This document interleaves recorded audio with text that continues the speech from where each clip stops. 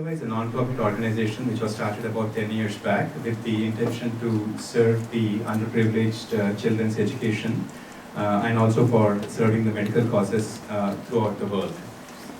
We have about 25 chapters throughout the US, and in Seattle we've been doing a lot of service activities, especially with the youth. And we've been doing this youth-related service activities for about 10 years. And however, we have not been able to focus on the other side of the youth, which is the pressure and the anxiety and the depressions that these children go through. And we were very shocked to know about some of the facts. And we thought this would be a very apt session, especially to help the parents on how to help our children to cope with the stress that they are going through in school or social in many parts of life. We have a wonderful panel here today who are going to talk about many facets of to help parents on how to help them. So without much further ado, I would like to give it over to Mr. Upender, who will be the moderator for today. Thank you. Thank you, Kiranji. Thank you. Welcome to you all. As Kiranji said. Oh, this will not work? You can put it a little up.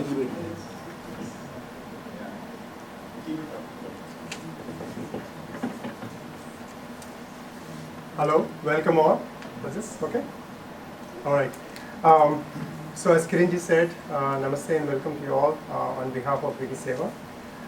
Today we have, this is the first of 3-part series we are doing on a very important topic and subject which impacts a lot of teenagers, a lot of families, a lot of communities around here. In most communities this is a taboo in some respects, which shouldn't be, right? I think that's what we are trying to bring this into the forefront so that we can discuss about it, we can talk about it.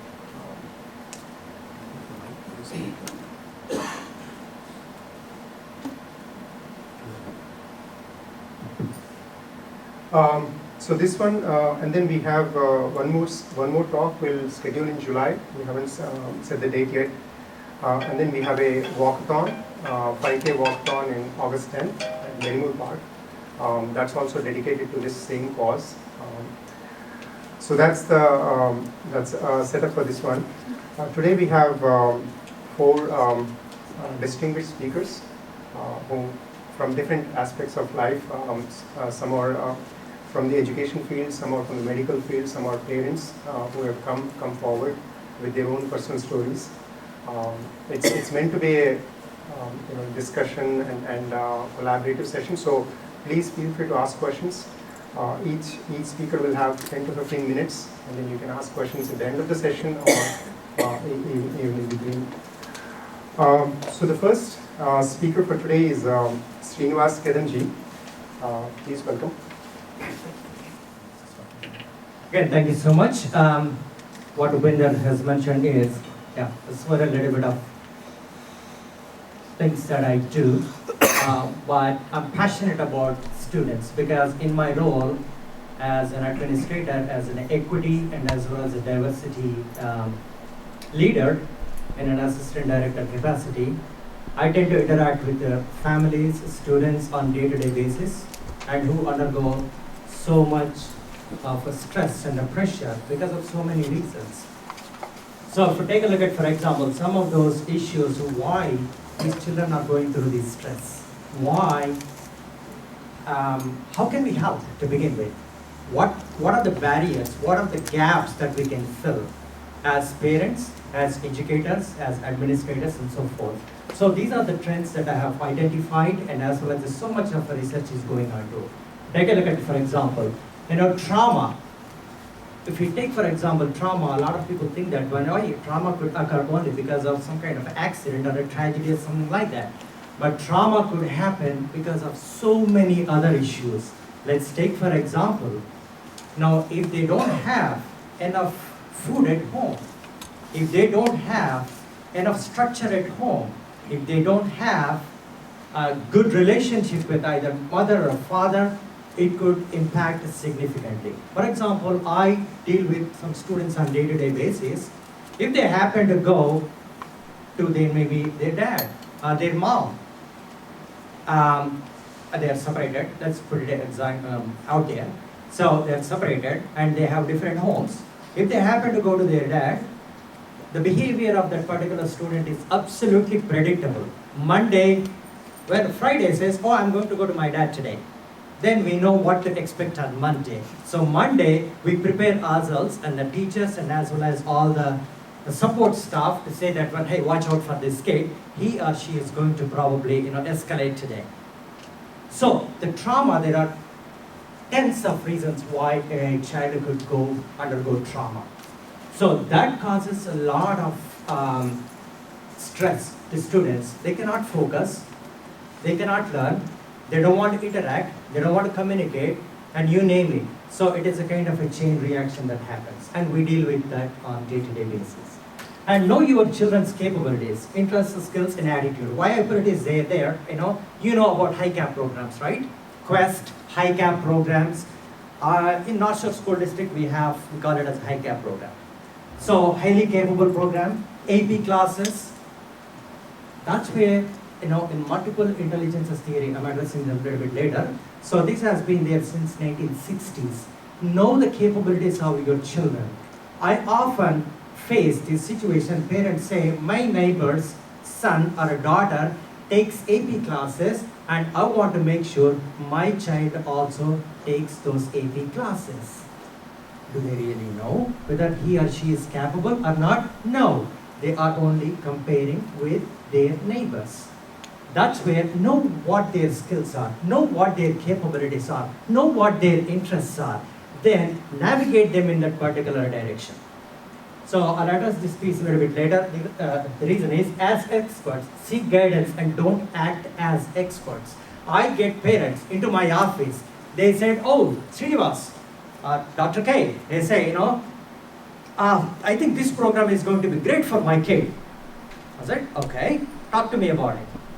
When I explain the whole situation, there are times where I spend 1.5 hours time or 90 minutes or a couple of hours trying to tell them why that program is not okay. They walk out of the office room either convinced, oh my God, we did not know that there are so many facets about this issue. Or if they are arrogant, they become experts. You know what? I know, I'm an expert. I know very well. I don't want to listen to you. I put it like this. I'm an educator, 33 years experience.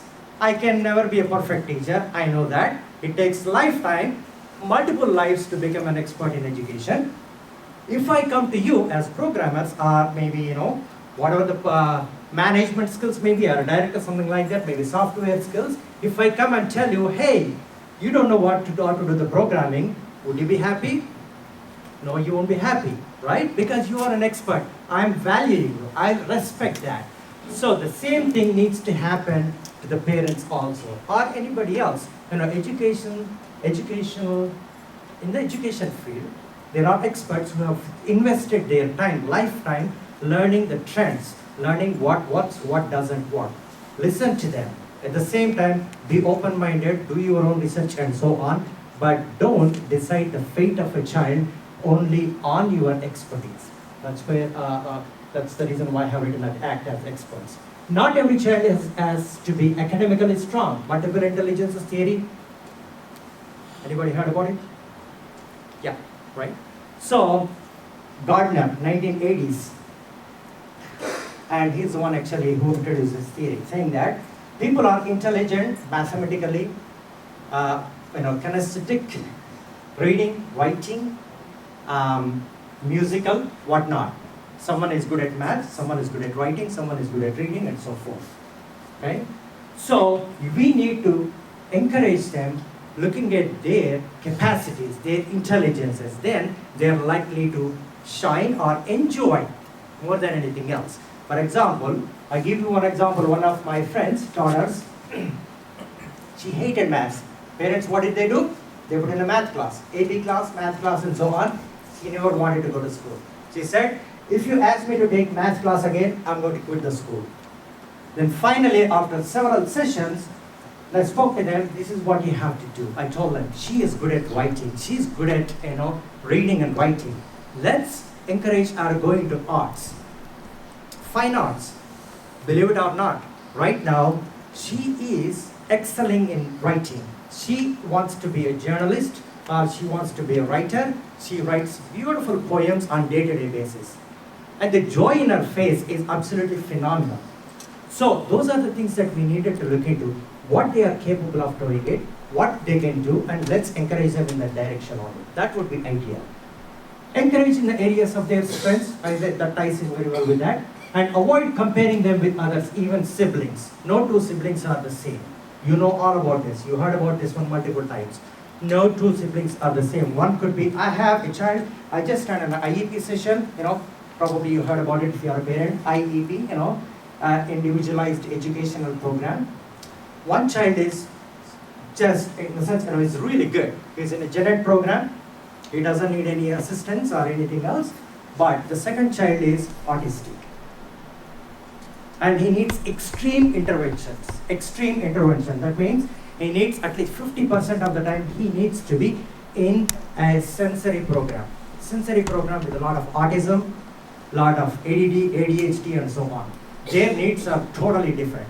So, same family, two different needs.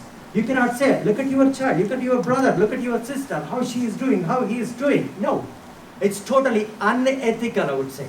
Unethical even to compare with your neighbor's children also. Unethical. I just stress that particular point. That bothers me as an educator. That makes me cry because you are putting stress on a kid. I talked to one kid this morning and a parent also. He needs to repeat kindergarten because he missed some preschool, pre-kindergarten education.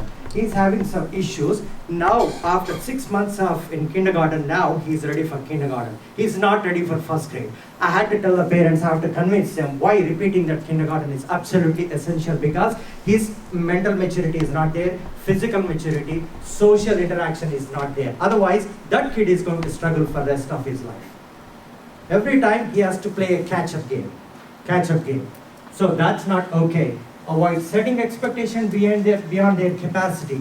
Their interest versus your interest. I put it this way, I want to touch this immigration because at this particular place, because immigrant population, it goes in all population pretty much, okay? Especially it is significant in immigration population. What they say is, I never became an engineer, I never became an artist or a musician. You know what? I want my child to become an engineer and artist. Is that okay? Absolutely not. Unethical. Every individual is totally different and you need to encourage them only in the areas where they are interested. Identify their interests, not your interests. Don't make your dreams come true through your children. Not okay.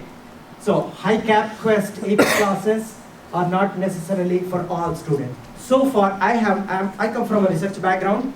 I read probably some articles, quite a bit of tens and hundreds of articles probably in my career, and I haven't seen anywhere where it says if you have a high cap student or have taken AP classes, they will excel or they will get a CEO job right away or maybe a managerial job right away. No, they may have a small edge. They may finish their graduate program probably quickly or ahead of time, but also they may save money, that is for sure. But imagine the stress that they undergo at that particular stage when they have to take multiple classes and so on. And there is no edge at all. There is no research that proves that they have an advantage or they have an extra edge in their career, professional career. No, that is for sure. And students in general education could equally get into a good college and have a professional career.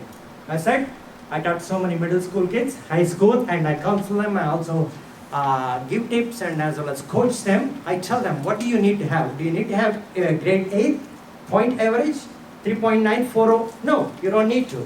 I say, have a good attitude, have work ethics, responsibilities, leadership capacity. These things are critical. I also joke about it, which is also true. All the people, the whole world is run by people who are probably C, B, B plus, right? And A's are, what are the A's doing? They are screwing up the whole world, right? Take a look at the congressmen and the movement, right? What are they doing? Unethical practices. I mean, I don't want to put anybody on the spot, but see, who went to these corporate crimes? Committed by who? Smart Alex, coming from elite universities with a lot of richness and so on, whatever that may be the background and additional, background you can refer to. But they are not the ones actually who are running the whole world. So, Janet, I tell them the same, students and parents, give them good attitude and work hard no matter where you are. Follow the ethics and so on, and the rules and so on, then you will be okay, no problem, you will survive. And most of us here, I can speak for myself, I was never an A student. I always was a C plus and a B. I'm doing okay. I've been in the country for the last 25 years, okay? I'm fine. How about that? Okay, let's put it that way. And I know who actually did not even have those kind of C's and B's grades also, but they are doing absolutely fine because they are working really, really hard. And teach values and principles that again, your values, whatever the background that you come from, it doesn't have to be a particular, whatever the values that you have, every person will have values, I'm sure, okay? The discipline, the ethics and all those kind of things, moral leadership and so on, we touch all those aspects at the higher level also, right? And let them enjoy their childhood. That's important. I wrote an article about 7 years ago. This is pertaining to India and as well as some other Asian countries also. In the name of homework, they have a concept, even Japan, Singapore, India, Korea, China, and all these kind of countries, they have a concept. You drop your child at 7 o'clock in the morning, you will pick them up in the 7 o'clock in the evening. I asked them the same question back in India when I went to this kind of educational seminars. I said, how many times you drink coffee or tea? How many times you take a break during your work hours? Probably every an hour or 2 hours, right? You take a bathroom break. How ethical it is to expect a child to sit in their seats and learn for 7.5 hours without reasonable break. You get to have so many coffees and teas and drinks and cokes and so on, but what about the poor child? And their mental capacity, their brain did not grow yet. Still it is in the developing stages. So I said, in the name of homework, I call it as child abuse in the name of homework. So let them enjoy the childhood, but at the same time, balance it out. Academics are important and social skills are absolutely important. Again, we were talking about, take a look at the media, multimedia, and as well as, and the gadgets, how much life is being taken away from the kids, They don't have proper communication skills. What did you do at school? What is the answer? If you ask a child, what do you do at school? Stuff, okay? Something else? Nothing. Did you learn anything? Nothing. Okay. Was teacher interesting? Nothing. Did you play sports? Nothing. So nothing is the standard because they don't know how to communicate. It's not their fault. It's a fault. I see some parents, what they do is, don't get me wrong, but I have to educational perspective again. So whenever they go to parties or something like that, what do? Child is bothering, give a cell phone, and please play around with it. Latest research says not more than 30 minutes of time, screen time for any kid, no matter what. If it is a kindergarten or first grade, elementary level, it should be 20 minutes. It's okay, even weekly you restrict less than that, it's absolutely fine. Screen time is killing our children's creativity, capacity to communicate, capacity to write, think, and whatnot. Can go on and on and on. Okay? So those are some of the aspects that I see. I know there are tons of information that is there, but the value of time, I would like to pause here. I know you may have some questions also. We'll get to that. Okay, thank you, sir. Yes, sir.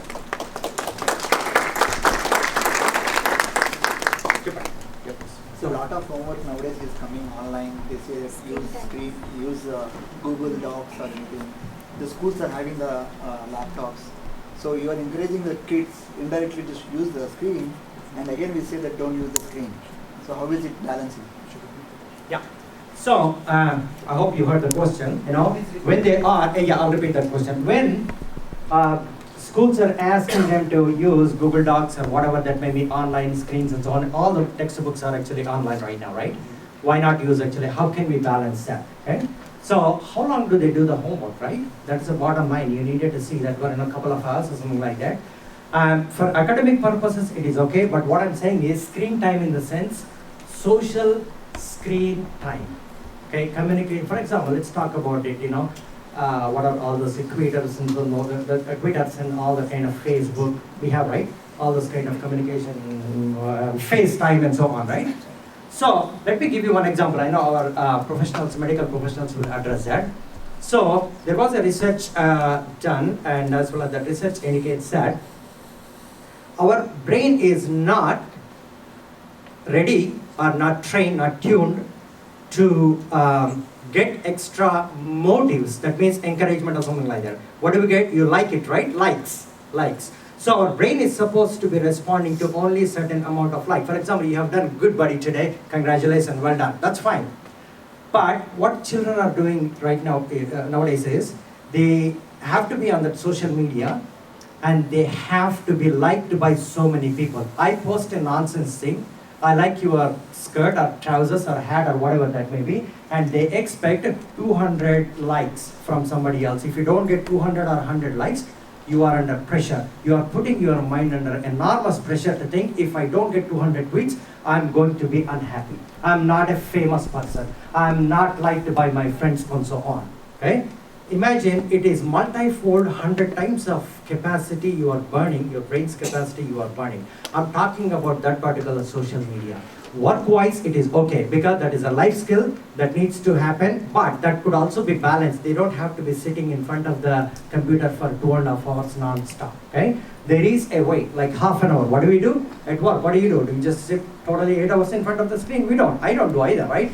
An hour, half an hour, I get up, I walk around the building, I'll make sure I take a fresh air and so on. I want to get away from the screen, that's what I will do. So, those are the habits that we need to inculcate, make sure that when you take a break, half an hour you take a break, and then after come back and you do the work and so on. But don't glue to the TV or maybe Facebook or whatever that may be screens for too much. I hope I answered your question. Somebody else from education? Yes, ma'am.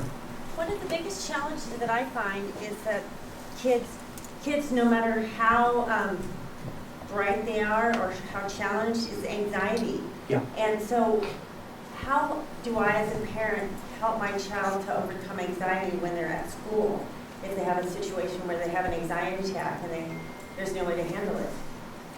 That's an excellent question. Anxiety is a day-to-day basis. We deal with it. Now, kids would come with a lot of anxiety. What we do is, what is that actually causing that anxiety? First, we identify that. Identify the anxiety. Good. So, my child, she's got special needs. She was adopted when she was 4. Yeah. And she's really quite brilliant, but because of the lack of foundation initially, yeah, and then getting pushed in through the system, she's now 17.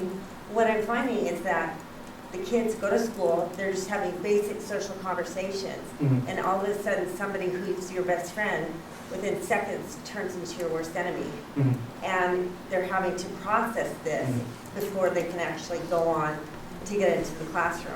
Mm-hmm. And so my whole goal, you're in North Shore School District, yeah. I found out there's no mental health specialist in North Shore School Absolutely. We do have, but we introduced last year, but we have a limited mental health resources and as well as counselors. But site-based only limited at the moment. Yeah, that's true. My child has been transported 5 times mm-hmm. for attempted suicide mm-hmm. in the past year. In the past year. And I tried to get her mental health support through mm-hmm. the North Shore School District. Mm-hmm. And I couldn't because Yeah. of the laws. Because she's struggling, and so I tried to get her to get the challenges. Mm-hmm. And so, every one of these things that you're talking about, I have to get past what the school has to offer mm-hmm. in order to help my kid. Mm-hmm. Because every single one of these things, 3 times now I've got CPS on my backside because Yeah. the schools are pressing charges against Yeah. me. Mm-hmm. And I'm just being extremely transparent because I had Absolutely, a nephew yeah, sure. who committed suicide last year. Yeah. And my daughter tried twice. Mm-hmm. And there weren't people who had a desire to die, but they're reacting. And then all of a sudden, it happens. It happens, yeah. That's where I can say thank you so much for being transparent, and that is actually, I work with the Dr. Reed closely. And last year, we put so much of pressure. Last year, about at the same time, we had a principal's meeting at that particular time. Every principal pushed for that. We want mental health counselors in our every building. Yes. I just talked to her. Yeah. I was sitting in her office when my child was being transported. And so I'm here to tell you that it needs to happen, and I'm trying to figure out how to make it happen. my daughter, who's deemed to be intellectually disabled, Mhm. somebody told her, write to the school board. We wrote to the school board. Every time I put it out there, it comes back in, I feel like I'm shopping at Nordstrom's. It's like, thank you for your shopping pleasure, you know, it's Yeah. like, I hope you have a better weekend. And it's like, excuse me, Yeah. my child just got transported. And then when she goes back to school, Mhm. you know, you talk about anxiety, Yeah. she goes back to school Yeah. and we come home from Children's Hospital, the first thing they say is business as usual. Mhm. You don't have somebody shouting you, you don't have a backpack check because they found an article in your backpack. Mhm. It's business as usual.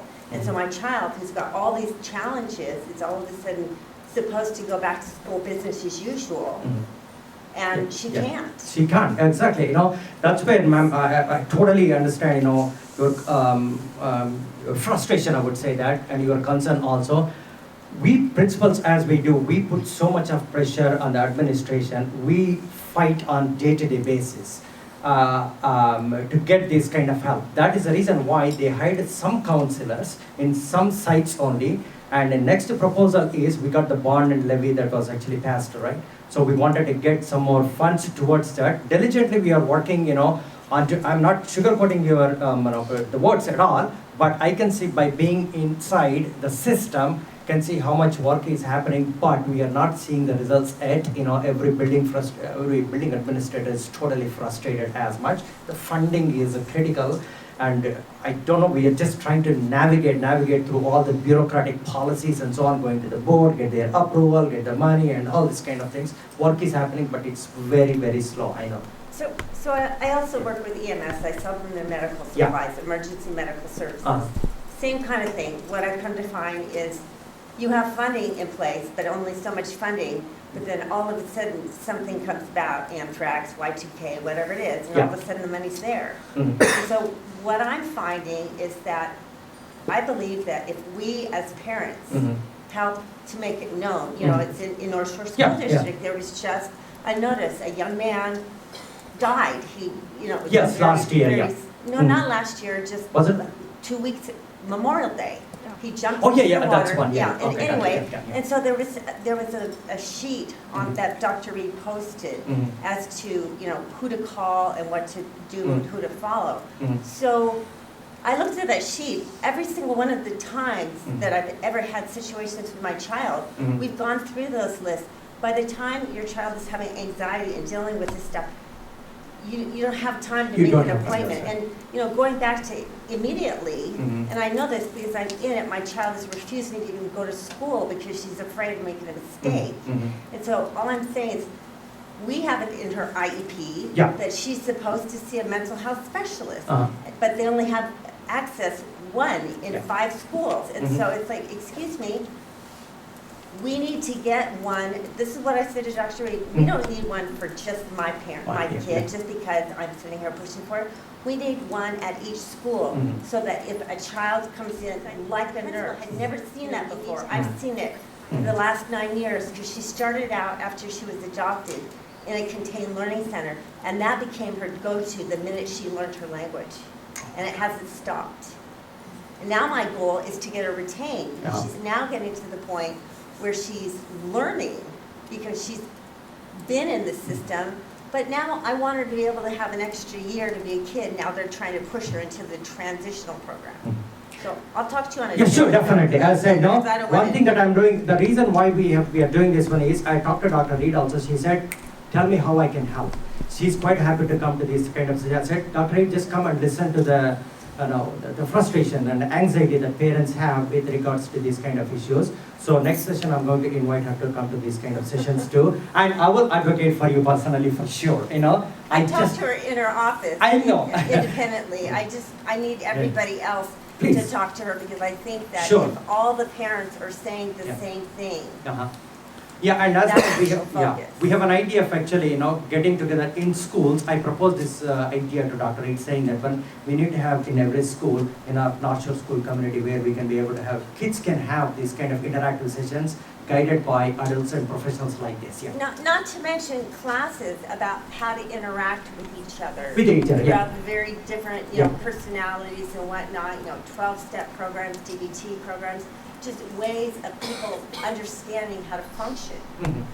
Yeah. I mean, it's really hard, when you go to school to learn all this stuff.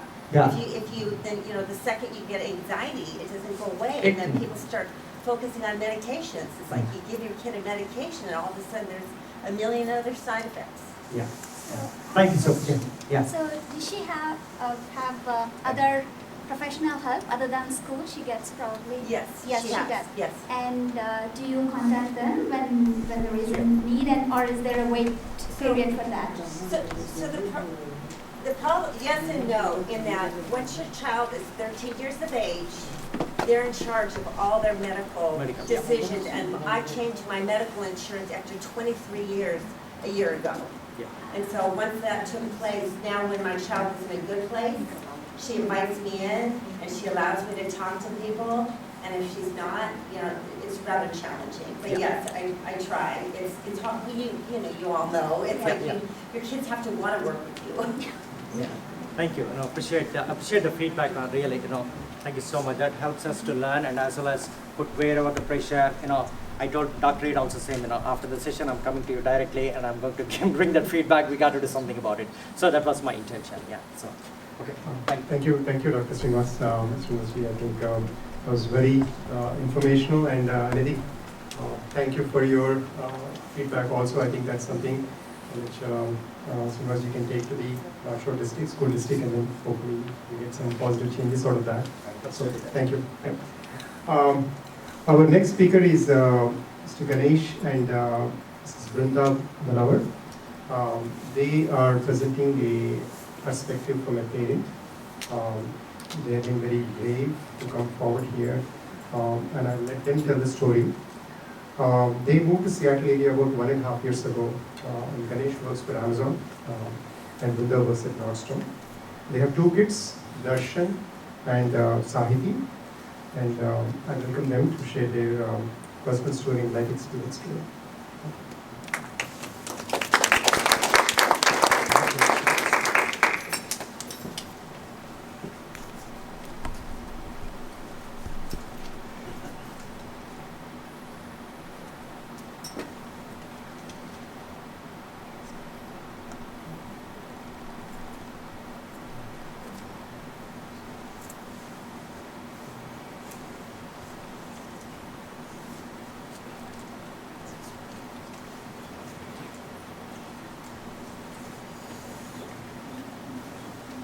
So about 3 months ago, we were on the beautiful waters of Anacortes.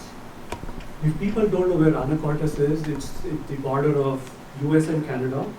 It's amazing body of water, very beautiful backwaters from the ocean. And we were on a cruise boat. And I was there with my family, my parents coming from India, my brother and his family from New York, and Brinda and Sahitya. So in this picture, there's one person missing conspicuously.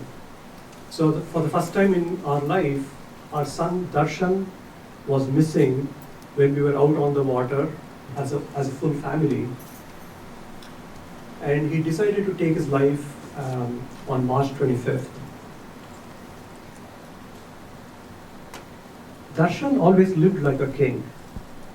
And we thought that we wanted to celebrate his life and send him a farewell that he would be proud of. So we were on the water, we were on the boat, and one of the ways we wanted to do this was we blew a zillion bubbles into the water, and these bubbles floated up in the air. It was a beautiful Sunday afternoon, and the bubbles were shining just like he was in his life. And the bubbles landed on the water, and we could see 1 million lighted bubbles on the water. It was just totally beautiful. Secondly, we wanted to disperse his ashes in the water along with rose petals. And as the rose petals drifted off on the water, we felt at peace because we thought that he's back with the earth and now he's free. Darshan always loved to fly drones. So we wanted to send him off with a salute. So we thought we were going to fly a drone, and this drone flew up into the sky, and it flew and flew and flew until it became a small speck and vanished into the sky. And to us, that was a really good symbol because we felt that his spirit was free out in the sky, and it was now floating with the rest of the universe. Now, generally, we have always considered ourselves to be very open-minded, broad-minded, well-educated. And even though we were putting up this brave face in trying to celebrate his life, obviously deep inside we were hurting like crazy, and we really didn't know how it actually came to this. So friends, I'm here today to share our story. My wife Brunda cannot speak because it's still very fresh. It's less than 3 months ago that this happened. And we've been doing a lot of introspection to try to figure out what actually happened. We have gone through a lot of introspection and learning in the last 3 months, and we would not have thought in a million years that this would happen to someone like us. But the truth is, it would happen to anyone. And also, the bubbles to me are a representation of how fragile life is. We always take things for granted, and everything seems to be great until the bubble bursts. Now, let's look at who Darshan was. Now, it's very hard for me to say was, because it still feels to us that he's going to walk back into our home anytime. It's really hard to imagine that he's not actually going to come back home. Darshan was a brilliant guy. He was super intelligent. He was a rock star. He could pick up musical instruments. He could play sports. He used to read an encyclopedia end to end, and he knew all the facts, and he would win quizzes. He could solve a Rubik's Cube in 40 seconds.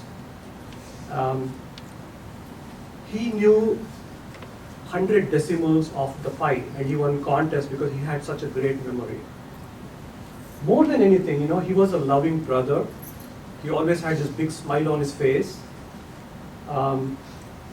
He was very, very friendly with anyone he spoke to. So it was very hard for us to really understand what was going on. To us, it felt like it was a facade. There was a mask. So he has this personality where he is smiling and friendly, and everyone sees him as having fun and enjoying his life. But he was probably going through something very deep inside. But I'll also tell you a little bit of the background. So both my son Darshan and Sahitya, who's also here today, were born in Michigan. And when Darshan was about 8 years old, we decided to move back to India to be close to our family. We thought that would be a really big adjustment for them, having born and being brought up in the US, to go back to India and adjust to the school systems and to adjust to the culture. We thought there would be a reverse, cultural issue. But it so happened they actually absolutely loved it. They were used to everything, they really liked it. We had a lot of fun when we were in India. And in fact, we used to create our own cultural events and celebrate it every year. And all the kids would come together and they would do dances and musical events and so on. And Darshan was always part of that. We used to do a lot of Bollywood dances. A lot of you might have seen the Bollywood dances. We used to enjoy that a lot. And we used to do Michael Jackson dance moves. So because he was so brilliant at school, he was always in the top 5%. We thought that it would actually be better if he moved back to the US. Because we thought that he was going to lose opportunities of being in the US and going to some of the best universities. So we decided to move back. Because we had seen that the kids adjusted to moving to India so well, we thought it would be easy. We should be a piece of cake because they were born and brought up here. But unfortunately, what we learned was that he had a tough time when we came back. So he was already at the beginning of high school. He was actually in 10th grade when we moved back. So we moved back at 10th grade. And it's a different culture. So in India, everything is well protected. So you have a really good set of teachers who take care of the kids. They are very close to the kids. You also have friends that take care of you, and you have family who are really taking care of you very, very well. And then when we moved here, it was a totally different environment. So because it was wide open, freedom to do anything you want, but also it was a very individualistic culture, right? People are on their own. They have to figure out how to deal with everything. So for the first year, he was fine. At least that's what we thought. And there was no major difference for us to see. But the second year, what we started noticing was he was going through huge anxiety. So he had social anxiety, so he could not make friends. And he had a small group of friends that were accepting of him, but we felt that they were not the right group for him. So that led to other issues. Then he started, his grades started going down and he started feeling depressed. He also got hooked to video games. And in the US, it would be unusual if kids don't experiment with different things. So here, experimenting with substances. So a lot of different things came into the picture. And I'm going to talk a little bit about that. Is that when all of this happens to a kid, they really don't know how to deal with it. So it keeps compounding, because initially it may just show up as a little bit of anxiety. They don't know how to make friends, and then it gets getting compounded because they really now get impacted in what to do in life. So at one end of the spectrum, he was always about, instant gratification. I want to have fun. I want to spend time with my kids. On the other end of the spectrum is, I really don't know what I want to do in life anymore. So it's like two ends of the spectrum. And then on top of all this, he had a lot of interest before. He started losing interest in everything that he used to really enjoy doing, like playing the guitar. He didn't want to do that anymore. He didn't want to play tennis anymore. So it was very difficult for us really to understand what was going on in his life. So we took him to the counselor. It seemed to help a little bit in the beginning, but it didn't really help a lot. But then the other issue is when kids get to this age of 17, 18 years old, they really have their own life. They want to create their own life and have friends. So they're not really listening to parents that much anymore. Right? So what I found was he was spending a lot of time on his own. So he wanted to shut the door, play video games and not really socialize with us as much as he was doing before. So with all this happening, with a low self-esteem, he struggled a lot. And eventually what happened was his grades obviously took a hit. And then when he completed high school, he really didn't know what to do. I mean, this was a real issue. It was not about, I just want to have fun and take time off. It was really a big issue for him because he really could not figure out what to do. So we were along the way tried 100 different things, and we were trying to help and so on. But really, this is where there is a gap. As parents, at least in our own experience, we really didn't know how to deal with it. We were busy at work. We were trying to help him, but the problem is we really didn't know the severity of the issue. So when he was performing at the top 5 to 10%, and now suddenly he's in the bottom quartile, how did that shift happen? And how do you really know at what point you need a lot of intervention? I mean, that's a big problem because you really don't know as parents who have never been exposed to this in the past. Like all these, the words that are here are totally new to us. I've never actually gone through that myself or anyone in our family to really understand the impact of mental health issues. So it is a big issue and there is a need to do something about it. So if you look at the statistics, suicide, I think this may be even dated data, it's a little dated, but it's the number 2 cause of death in youth between 10 to 24 years of age. And it's soon growing to be the number 1.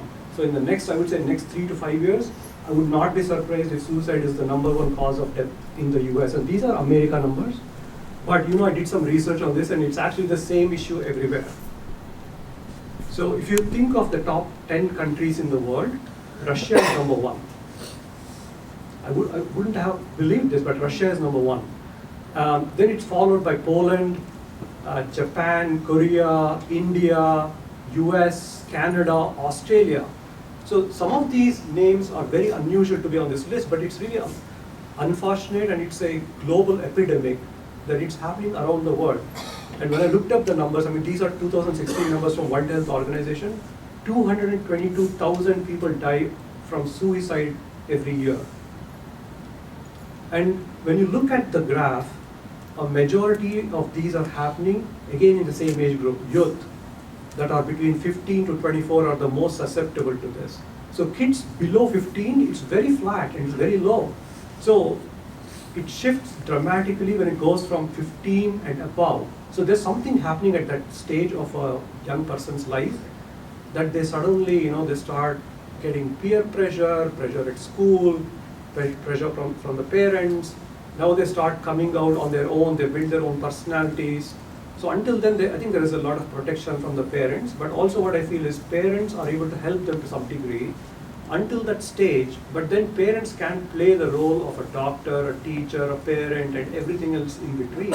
So there is need for professional help to recognize whom to go to for some of these challenges that we face. And suicide, obviously, it's actually the end result of something else. And even then, if you think of depression, so depression, anxiety, stress causes suicide, but there's something else causing the depression. So you really need to dig deeper into what's happening in that person's mind, in their environment, in their peer group. So until you understand what's going on in their own personal life, it's really hard to say, oh, I want to prevent, and somehow you are just lucky enough to prevent that from happening. So to really prevent this at an early stage is the best solution before it actually becomes an issue. And some of these other metrics that you see here, I'm not going to go through all of them. So if you are not able to solve a mental health issue up front, then it's going to be really, really hard to catch it later and resolve it later. So it will definitely lead to much worse issues later on. So it's better to catch it up front and try to do something about it as quickly as we can. Now, what should we have done? So this is the worst thing that a parent will go through when a kid commits suicide, right? It's really rethinking our lives. It really makes our life upside down, because now we really need to rethink who we are, what we do, why we did certain things, what are our values, how dear are those values to us. When we are going through this challenge, you need to have a lot of patience. I'm sure all of you as parents know this, especially of teenagers, that it takes a lot of effort to be patient, to contain yourself, and really to open up and listen. But that's the first thing in my mind is, with spiritual guidance or meditation, there may be a number of ways of doing it, but unless we put the oxygen mask on ourselves, there's no way we can help kids in our family or friends or community. So there is a need for us to kind of really understand ourselves and then be able to cope with what is going on. So we really wish we had given Darshan support. So that's Brunda lifting up our son. This was on one of the birthday occasions. But we really believe that we should have given him support in a lot of different areas. Empathy, compassion, and also I want to re-emphasize the point that kids these days know more about mental health than we do. At least in my case, we really didn't know much about it. Like, what are the symptoms? What are the indicators? What do we need to watch out for? Because when kids talk about certain things, it always feels like, are they just making it up? Is it real? When do we really take action? Because then you also get desensitized. So if kids keep, let's say, threatening you to say, if I don't get this, or if you ask me to do something, I'm not, I really I'm going to do something, right? But when do you know that they actually mean it? What is the turning point? It's very hard to predict that. So this is where getting professionals involved, developing our own patience and so on is really, really important. And also reevaluating our own principles and values are extremely critical. So this is what we would have done differently had, obviously if we have another chance. We would have rethought how we would have dealt with him, how we would have communicated. Communication is another key thing. When kids go into their room and lock the door and you really don't see them for several hours, sometimes because we're all busy going to work and coming back, sometimes we may not see the kids for several days. You really don't know what's going on in their lives. So it's really, really hard to understand that. So one of the things we have taken away is, one, become more patient ourselves, help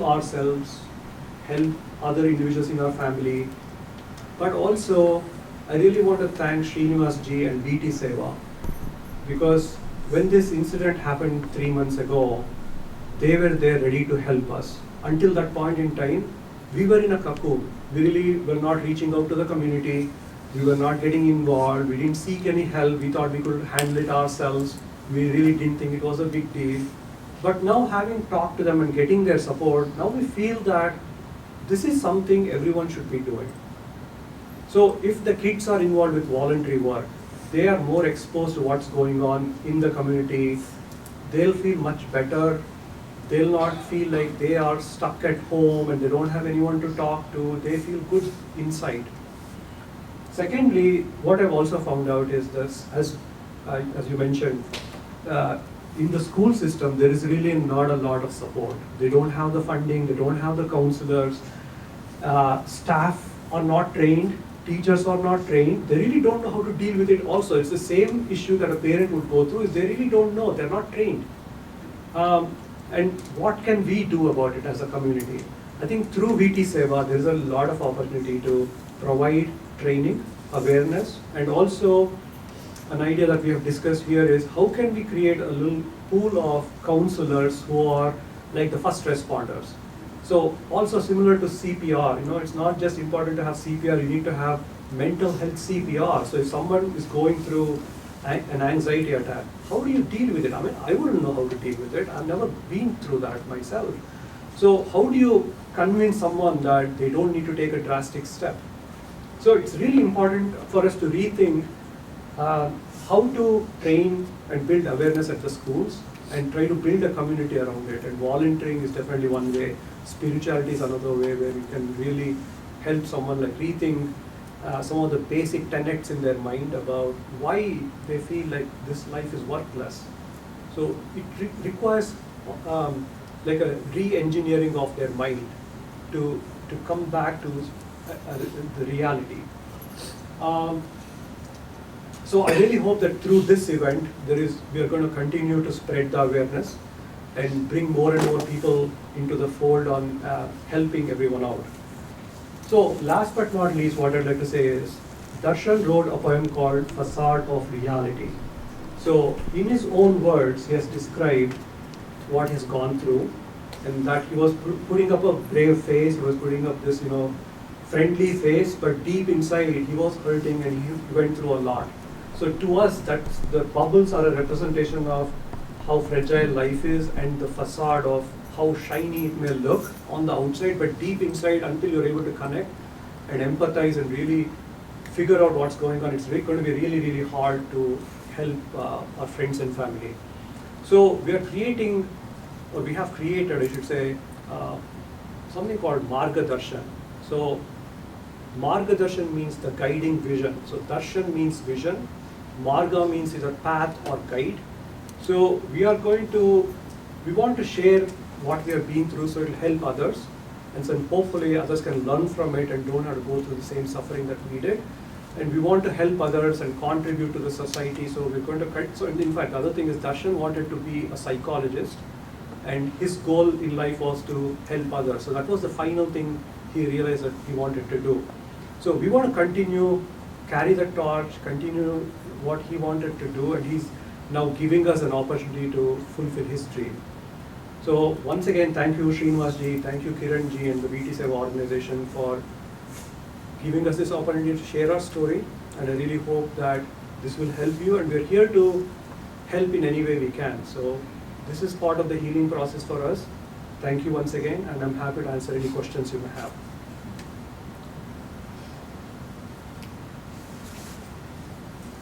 Any questions?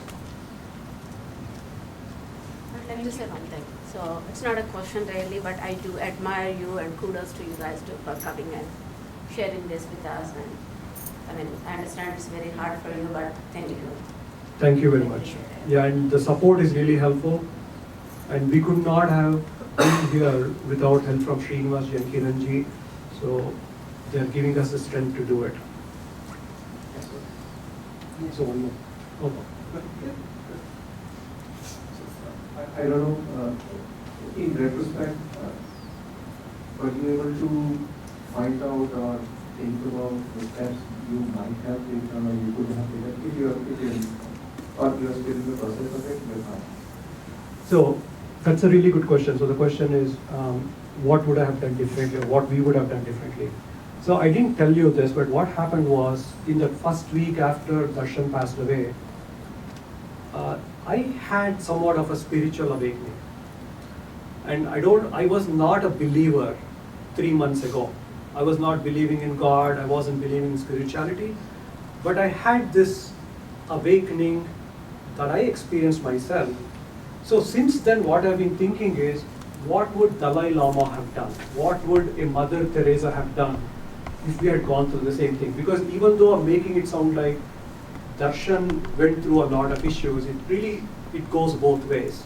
And it was a big challenge for both of us, right? Because he was going through anguish, we were going through anguish as parents, and we were not able to communicate, he's not able to communicate. So the big question is, what would we have done differently? I think the biggest thing I would have done differently is if I had the same awakening or realization, I would have been a lot more patient, I would have empathized a lot more, and really not been as strong in trying to say, this is our value, this is our principle. It's okay to let go of some of your principles as long as it's not like it's not a crime or something, right? It's really the degree of what is acceptable and not acceptable. So when I think of a Dalai Lama, I think his acceptance would be so much more of anything that may happen in the world, and his ability to cope with it would be so much different. So I'm not there, obviously I'm not a Dalai Lama, but I would have approached it in a totally different way. That's my answer to you. Please go ahead. Actually, I just want to talk about the same thing. Right? Okay. With my son, like we always want to like, hey, you got to do this, wake up in the morning, get ready to school, got to be ready, have breakfast. We put so many of these things, we think they're like values, we need to impose and make sure and all that. So one of the slides you put in there is have a softer line on those, right? That really struck me because we always insisted on these things so strongly. Now I'm thinking that, hey, there's some of these you need to let go and you need to have a softer line. Try to see what works with you. That's great. So I think that's where, in my view, getting kids exposed to that from the beginning. So when we talk about values and principles, you can't just impose values and principles. You have to get them through that from an early age. And if you don't do that, I mean, even if we talk about morals, right? Moral science, we as kids, a lot of people who come from India, or those of you who go to Sunday church or Sunday school, would learn moral science. But if we are not doing that anymore when we come to the US, where are they learning morals and ethics and values and principles? So we need to take special steps to make that part of their life as they grow up. And it can't be just, I'm going to impose this suddenly and now you need to follow that, right? That will never happen. So thank you. Any other questions? Go ahead. Do you mind showing the poem written by the You can go to marga-darshan.com and the poem is posted. It's called Facade of Reality.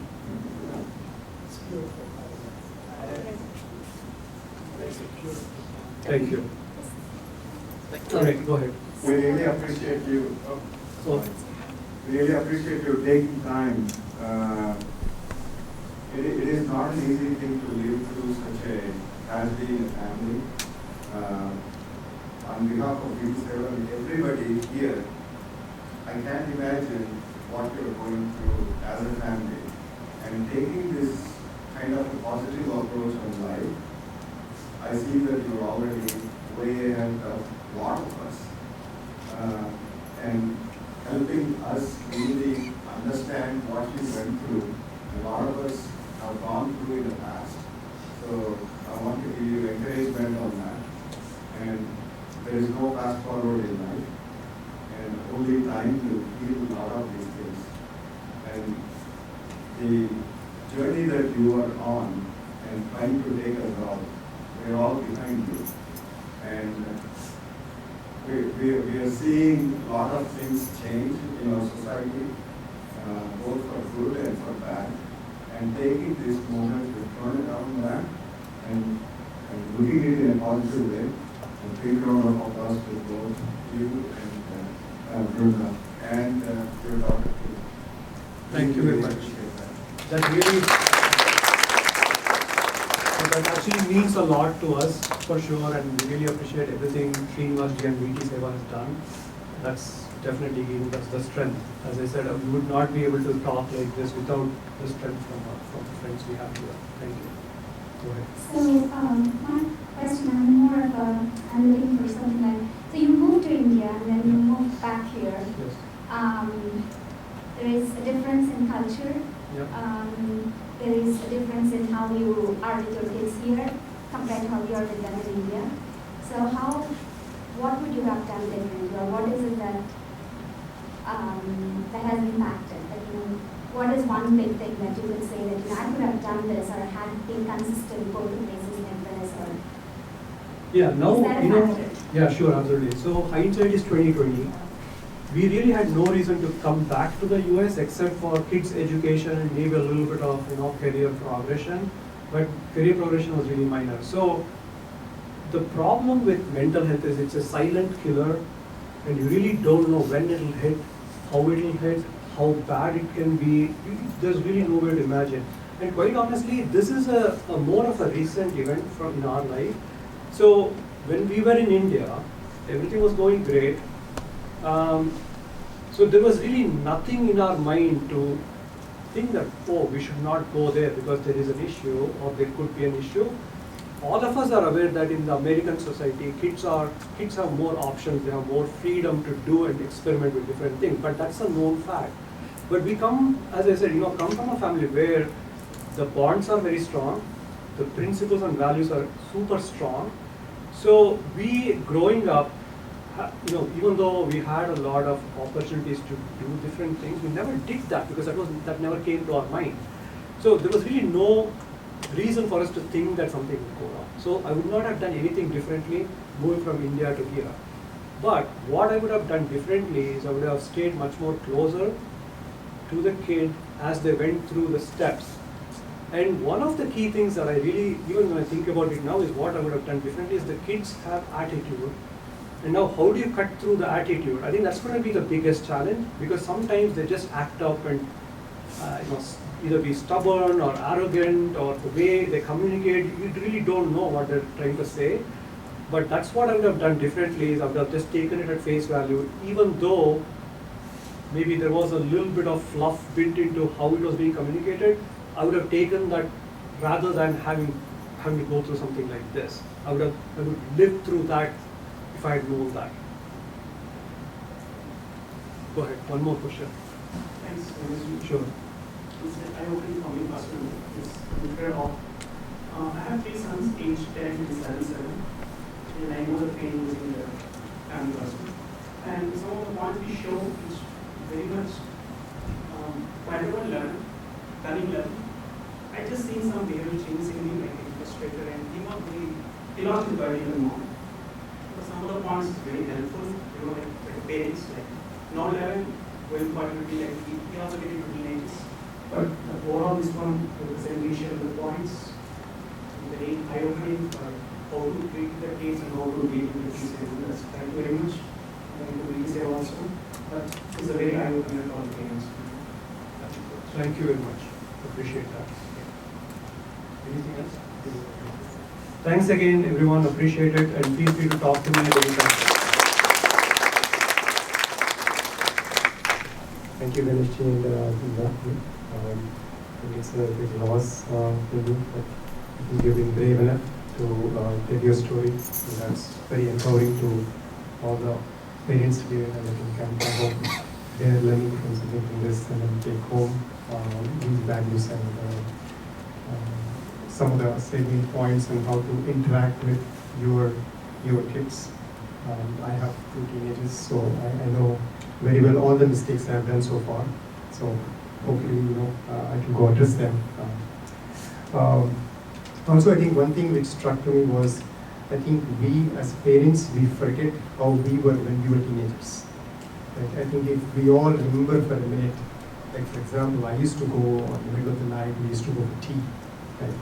Now if my son, still like, when he's awake till midnight, I'm worried, right?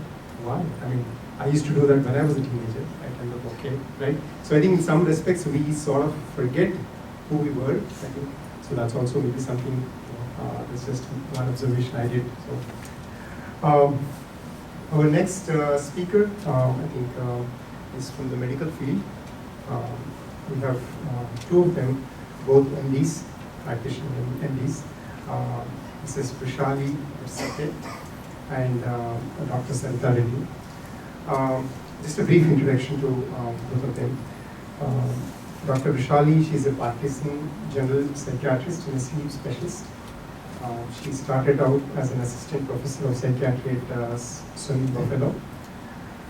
She's affiliated with Swedish Medical Center, and she also works with Europe in the human-centered design and engineering to reduce healthcare costs and improve healthcare issues. So please welcome.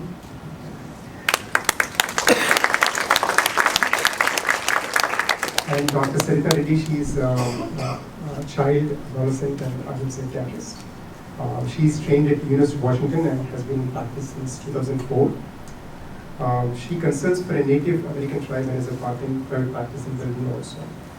Again, she also believes in multidisciplinary approach involving both parents, community, and taking the best practices from each of those different areas. So please welcome.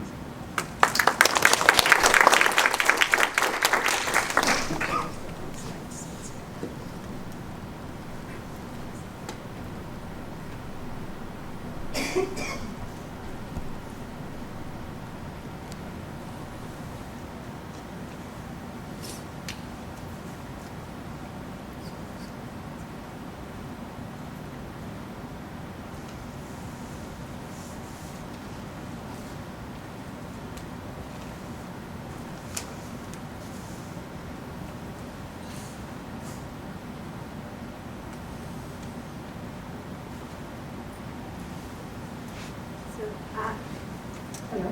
I would like to start by thanking Mr. Ganesh and Mrs. Linda for speaking up and trying to help others. It is very humbling for all of us to be here after listening to your story. And my primary goal here for everybody in this room is to stay tuned to your kids, not to miss out the very minor signs and symptoms of anxiety and depression. It can be easily missed. Being a practicing psychiatrist, I have a 13-year-old, and we are facing a lot of things with her. And the key, or the most important thing to do right now with her, right now for us as parents more than physicians, is to hear her stories, find out what is it that's bothering her on day-to-day basis.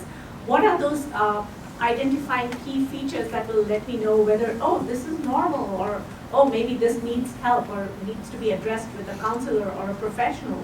Because no matter what, we cannot be neutral in our own environment. You do tend to get upset. You do tend to be harsh with your kids. And the frustrations are, like very overbearing sometimes. So if you ever see your child like being lethargic or sleepy, or like somebody mentioned, teenagers who are struggling with waking up in the mornings on time, delayed sleep phase syndrome is very, very common in teenagers. It's not just your child, it's everybody's kids as teenagers who are struggling with those symptoms. These are the little things to pick up on and address them right away. But we tend to interpret this differently, right? If somebody is fatigued or tired or just wants to sit and play video games, we are like, oh, you're being lazy, like, come on, like, let's do something else, or start studying like your neighbor's kid, or whatever the deal is. Those things are not what you should be doing. And if you think it's beyond your control, it's perhaps a good time to consult with a specialist or even your primary care provider and ask them, what do you think? What are these symptoms all about? How can we relate to our child better? And the key thing is to be communicating with your kid. Ask them, why are you tired? And your kid will be more than happy to tell you, oh, I didn't sleep well last night. Or they will say, oh, there was too much going on at school and I'm just not in a position to finish my homework tonight. And honestly, if you reach out to the teacher and say, they can do this paper in 2 days, I don't think any teacher would disagree. And I want that feedback from Mr. Srinivas. I've done that. I've told my daughter, no, it's 10 o'clock, lights off. I'll talk to your teacher. And it's worked out for us. So it's not, and sometimes we do get caught up with our own lives. We are like, oh, we all have to go to bed, we have to do this, so the kid is not working fast enough. So it's time for everyone to take a step back and be compassionate to yourselves, and then you can be compassionate to somebody else. Otherwise, we are like, okay, come on, be on task, do this, do that, and then it's a never-ending saga, right? And then something big happens, and we are like, why did it happen? So let's pause, let's take a breath, and see what is it that you need to look up. So if you feel that your kid is, restless for some reason, either they are not eating right, or feeling fatigued, or they are having difficulty concentrating at work or school or at home, or they are not even making an eye contact, you want to take a note of this and keep a track of these symptoms. If this is not occurring on a regular basis, there may not be, or it's just a once in a while thing, it's okay. But if you think that this is evolving into a pattern, that's when you address this. So muscle tension, if your kid says, oh, my neck is hurting, my arm is hurting, maybe they're trying to tell you something else. It's a good idea to ask them more questions about it. Sleep is the biggest issue I've seen, like with devices and waking up in the mornings, and it's a constant struggle, and that's what I do in my practice. Weight changes, appetite disturbance, or failure to achieve expected weight gain, feelings of worthlessness or inappropriate guilt. These are the things, your kid will not say, oh, I am feeling worthless, or I'm feeling like I have inappropriate guilt. They are never going to say that, but they will tell you things like, oh, I really suck at this. I've heard my daughter say this. I cannot write an essay, I suck at it. And I'm like, why do you think you feel that way, Is it because you cannot write sentences? Then she'll say, no, I can write sentences. Is your vocab not good enough? And then she'll say, no, somebody else did better than me. And I'm like, okay, fine, we've addressed that. So it takes a little bit more of probing than say, oh, why did you get a B+? Oh my gosh, this sucks. Like, these are the terminologies you want to work on reversing and say, what is the real problem here? Like, let's sit and talk, or let's go get her an ice cream, and that's when she talks better. Nowadays, she's getting smarter than me, so every time I tell her, let's go get an ice cream, she's like, I'm going to get more speech from you. But this is how you try to sort of communicate with your kids.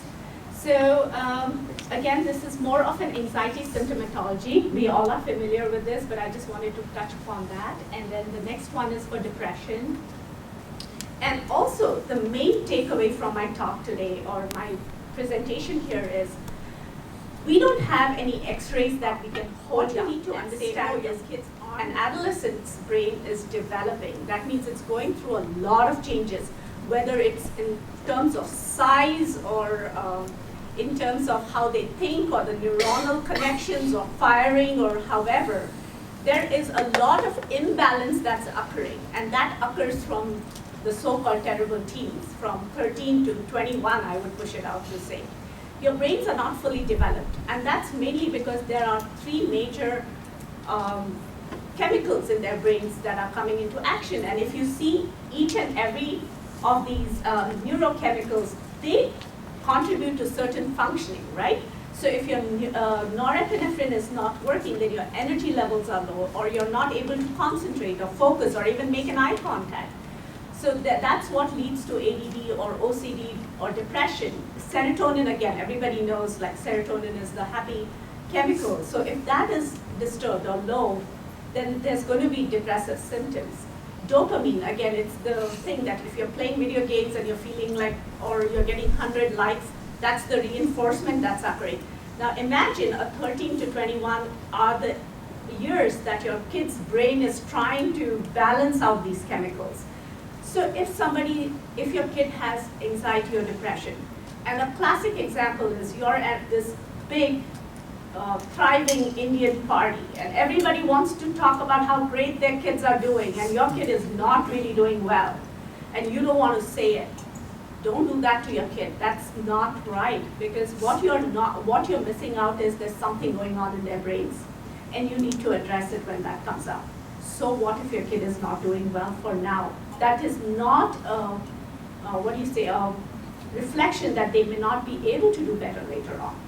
So it's nothing to be ashamed of. If this was an X-ray, you guys would have jumped up saying that, oh, I need to fix my kid's arm or leg or whatever the deal is. But if it's a mental health issue, I have to admit personally in my practice that a lot of Indian parents have a hesitation of coming forward. Please do not do that, because we are here to help. And we can give you resources and help only if you come forth, not if you want to hide it or not take it out on your kids. That's all I have to say. Thank you.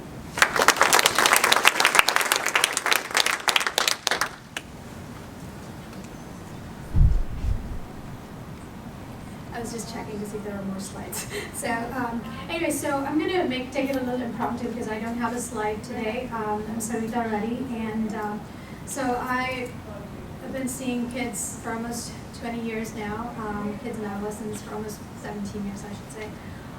So one of the things I would like to talk about is, since Vishali, Dr. Nayak talked about anxiety in kids and teens, I want to talk a little bit about depressive symptoms as well. Some of the symptoms are similar. Sleep disturbances are pretty common in kids and teens who are depressed. They could be sleeping a lot or not sleeping at all. Appetite changes are very common. They could be eating a lot, like emotional eating, binge eating, or they could not be eating, losing a lot of weight or gaining a lot of weight. There are also changes in concentration, like focusing abilities. Schoolwork starts to suffer, grades start going down. There are also things around, like if it were a social kid, they would start to isolate themselves. They would start avoiding social contact, staying more at home. That should be a red flag for a kid who's social. If the kid were never social and he's staying home, that's a totally different ballgame. And of course, the other important thing that you would also be watching for is any threats of suicide or saying that they don't feel life is worth living, or talking about life not being good enough, or them not being good enough, or not being worthy of things around them. So all those should be red flags, and these are some of the signs and symptoms for depression that we commonly look for as well. So, and things kind of look different between, like, let's say a 5 is a little too young for some of these symptoms, but depression does happen in 5-year-olds, but it looks a little different.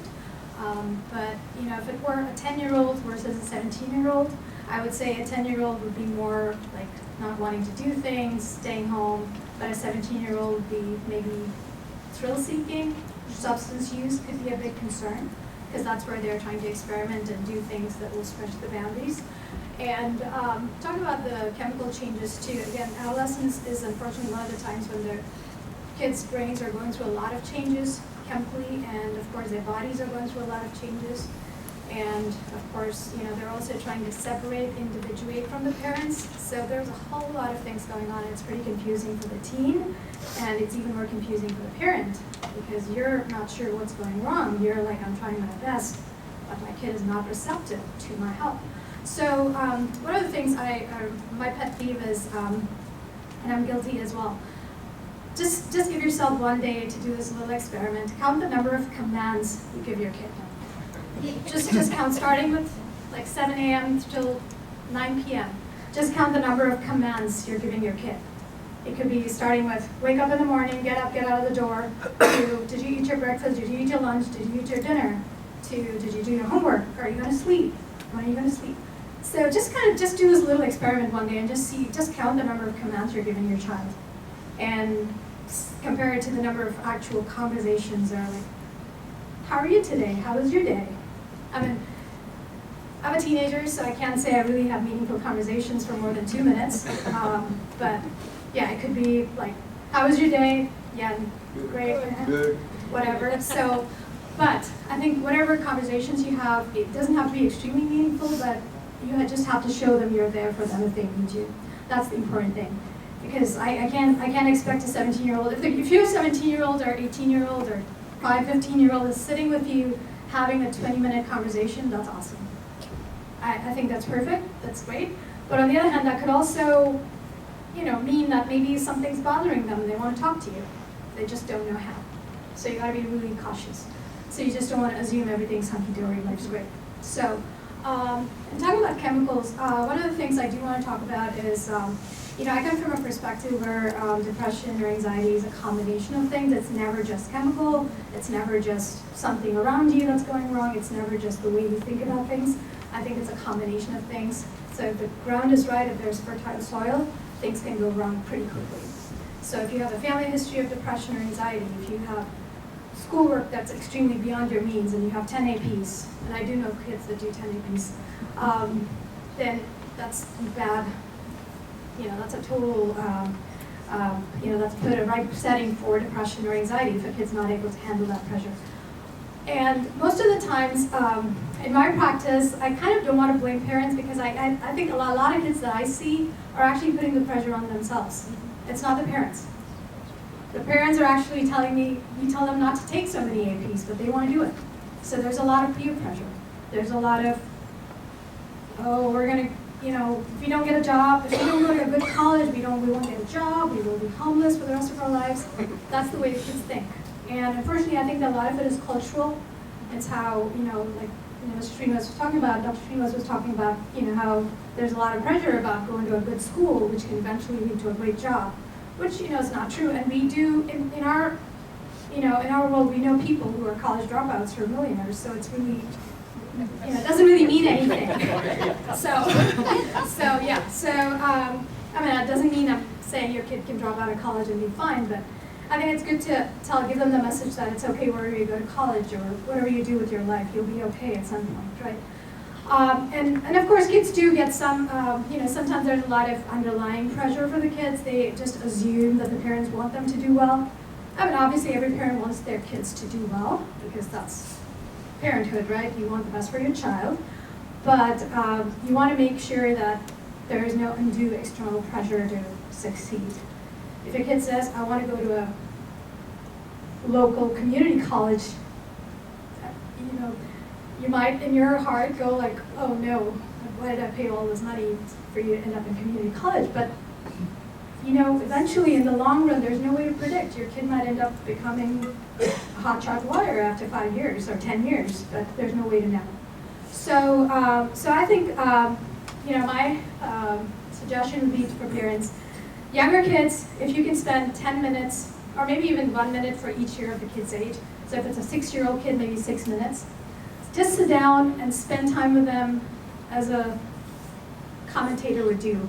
Like just sit with them, comment on what they're doing. If they want you to play with them, go for it, play with them. If they want you to just watch them build their Legos, just do that. 10 years, maybe 10 minutes. 12 years, if they still let you do that, you could still do that. After 13, 14, you could call them out for ice cream. They might believe that for about a couple of years. And then it kind of dwindles down to maybe a few minutes, like I said earlier. It could be a few minutes of, oh, let's have dinner together, which will be a 2-minute fast dinner, or it could be, a conversation a dinner where you're actually having a meaningful conversation for about 3 minutes. So I think it'd be great to just have that going. It doesn't have to be, again, like I keep saying, reality of things, you can't have like a meaningful 15-minute conversation like you would with an adult, with a teenager, because their brains are different. But I think it'd be really helpful for them to know that you're there for them, no matter what. That's the message you want to give them. No matter, even if they fail, right? And if you have experiences in your life where you failed and did okay, I think it's good for them to hear that. You don't have to feel embarrassed. You have to let them know that, hey, I've failed, I've done okay. So it's really nice for them to hear those things too. And the other thing, talking about social, talk about the biological, which is the chemical stuff. The psychological stuff is where, kids think differently because again, they're trying to individuate, especially teenagers, as they get closer to the college years, they're trying to individuate, separate from the parents. So you will hear a lot of no's. I want to do it my way, or the highway. But yeah, so I think that's where you gotta exercise some caution. You don't want to be totally rigid. We talked about boundaries earlier, about having some loose boundaries sometimes because you don't want to be really rigid and kind of cut off that communication. You really want that communication to keep flowing, so it's good to have a little leeway when there's something going on.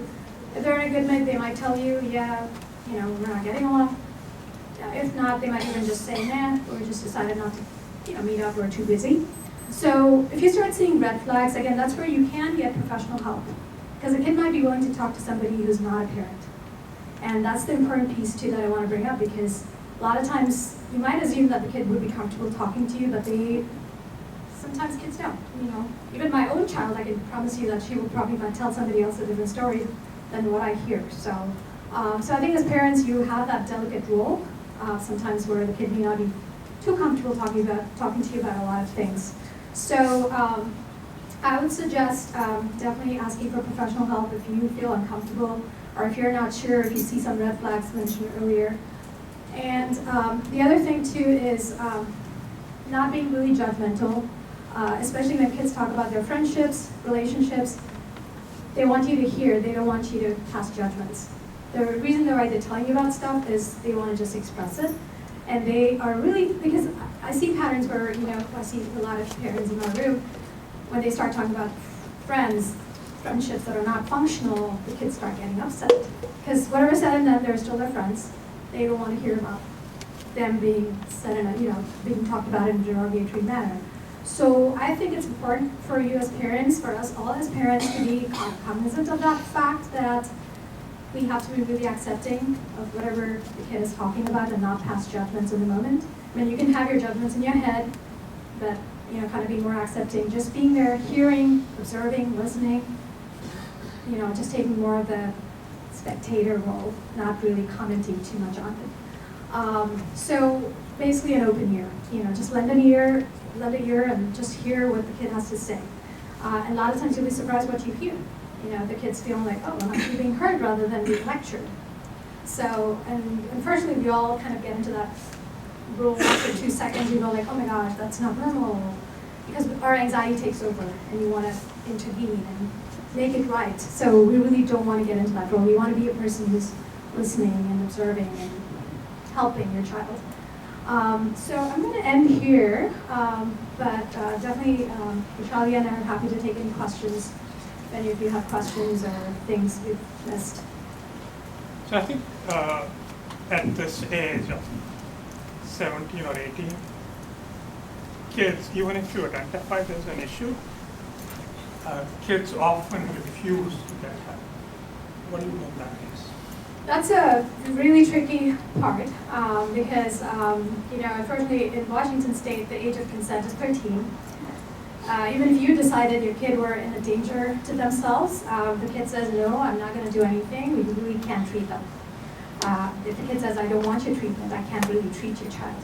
So the goal, so that's a very unfortunate situation because if the kid's needing help and the kid's refusing help, there's really not much as a provider that I could do, but definitely as a parent, you could continue to encourage them and even seek help from teachers, schools, to kind of say, my kid's really struggling. Are there things we could do to make it easier for my child? And a lot of times schools, you can do a 504 plan even without getting a formal diagnosis, but I know that can be a little tricky when you don't have a formal diagnosis to do an IEP or a 504 plan. But one of the things you could try is, my suggestion to a lot of my, people that ask me for advice, apps. There are some amazing apps. There's something called Headspace that's very popular with teens and adults. There's also something called Calm or Breathe. There's some good apps. They could try those if they're absolutely refusing to go talk to somebody. Or the other trick you could do is just tell them, just 3 sessions.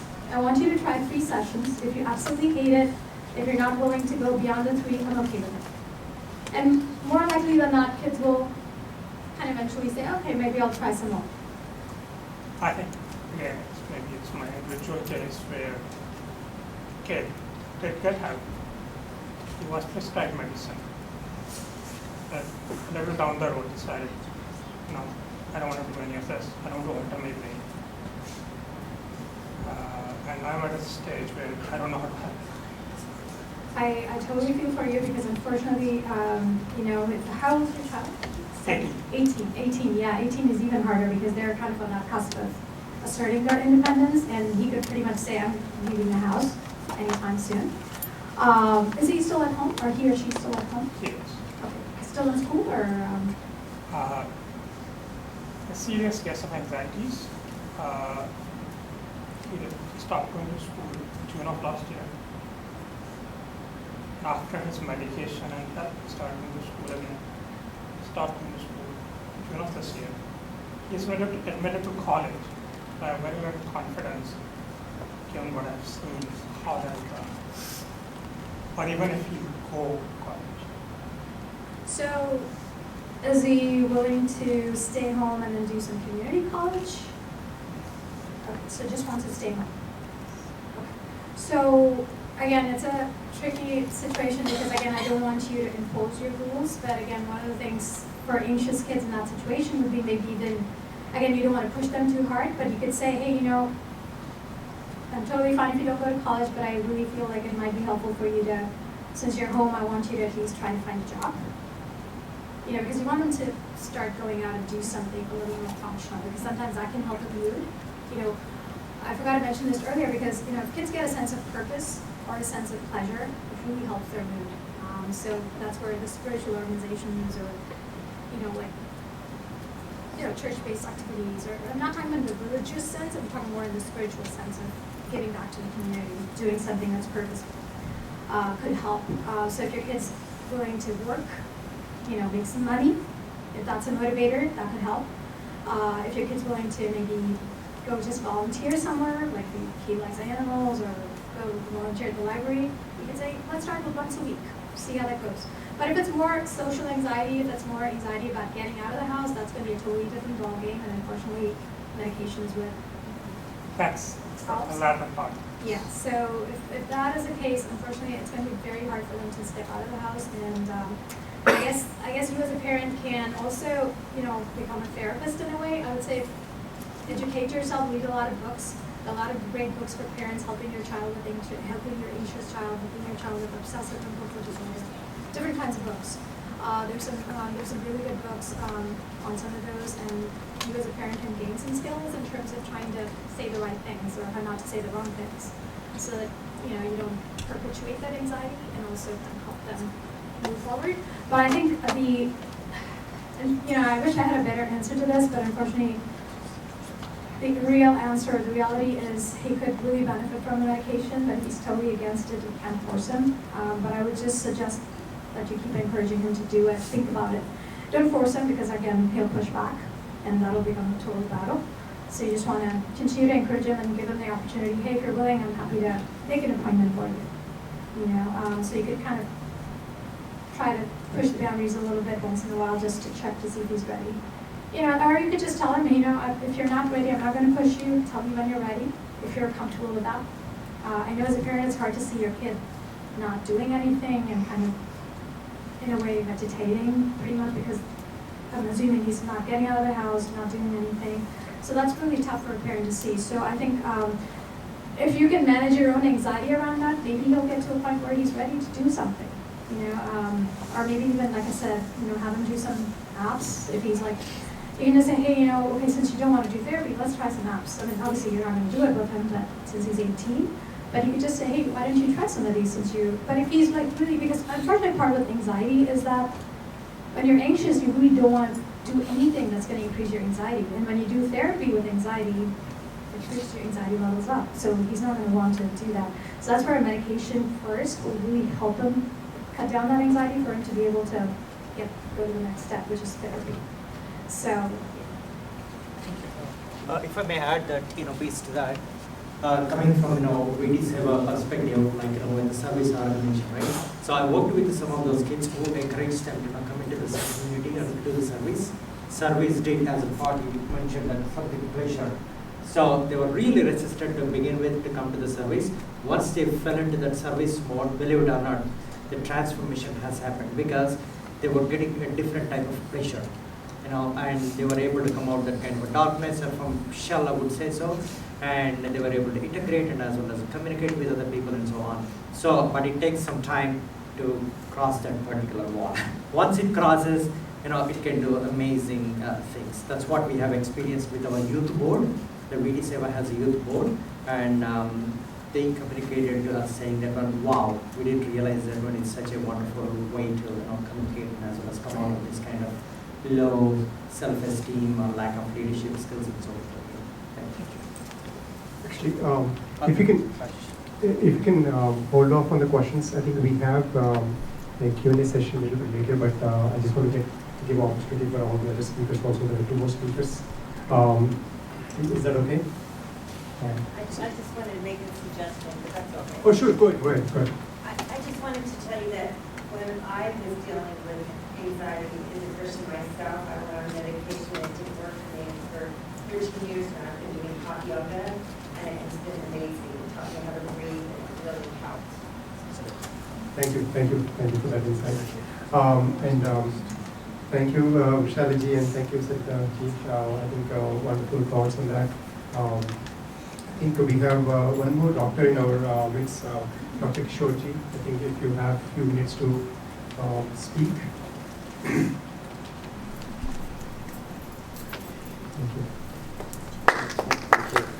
Thank you. I practice in Tri-Cities and Bellevue, and I just want to say a couple of things. Whatever we talked is excellent, but the only thing I observed since 30 years, psychiatry is still a taboo. We are untouchable doctors. In Costco, everybody will say, hey, he's my cardiologist, he's my this, he's my that. But nobody will say he's my psychiatrist.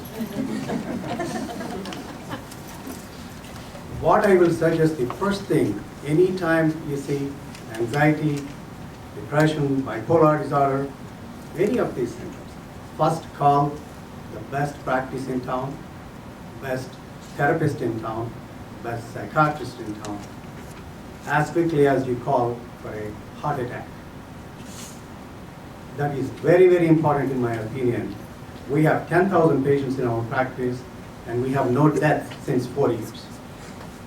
Because I give my seminar to all my patients. Nobody bothers me because they have the tool. I give it to you, 509-539-4273. Call me anytime. The second thing is, please, anything they say, the first thing you need to do is call the best practice, best doctors, best people. If you can't get very quickly, go to the ER. So my take in this is call for help. There is no taboo. There is no shame in having a mental disorder or a condition.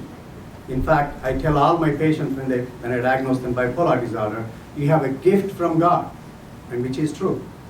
Go check. The best artists, best doctors, best people, they all have been diagnosed with bipolar.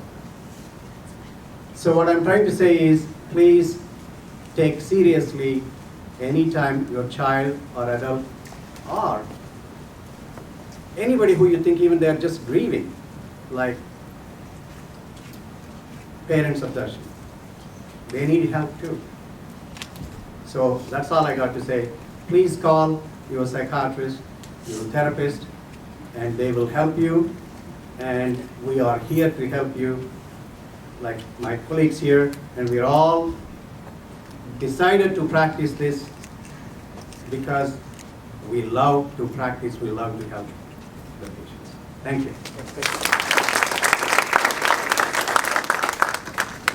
Thank you, Kishorji.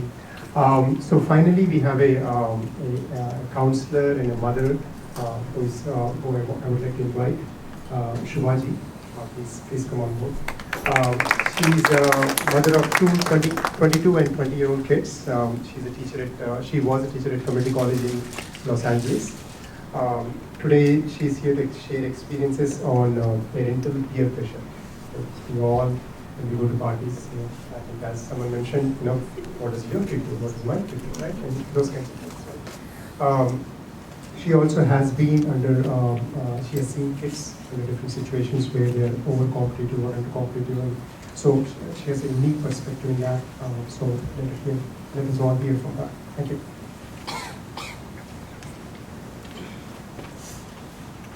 So good evening. While this thing is happening, it's just one simple slide. I just wanted it to be more a participative session.